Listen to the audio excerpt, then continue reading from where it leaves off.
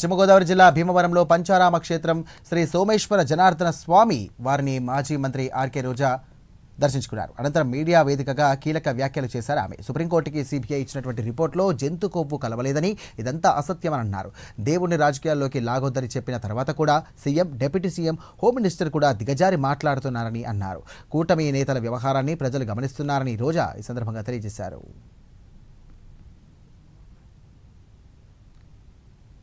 ప్రజా సమస్యల మీద దృష్టి పెట్టడం లేదు. ప్రజలకి వాళ్ళు ఇచ్చిన వాగ్దానాలు నెరవేర్చాలన్న చిత్తశుద్ధి లేదు.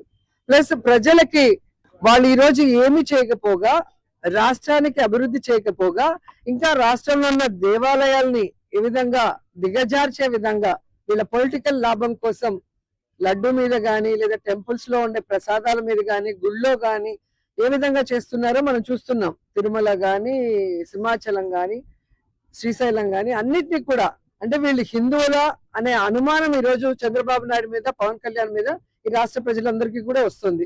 ఎందుకంటే ఒక హిందూ అనేవాడు ఈ విధంగా స్వామివారిని గాని, స్వామివారి గుడులను గాని, స్వామివారి ప్రసాదాన్ని కానీ దిగజార్చే విధంగా రాజకీయాల్లోకి లాగరు. లేని వాటిని ఉన్నట్టుగా ఏ విధంగా లడ్డూలు అది కలిసింది ఇది కలిసింది అని చెప్పి ప్రజల్ని ఈరోజు భయభ్రాంతులు చేయటమే కాకుండా భక్తుల మనోభావాలను దెబ్బతీశారు.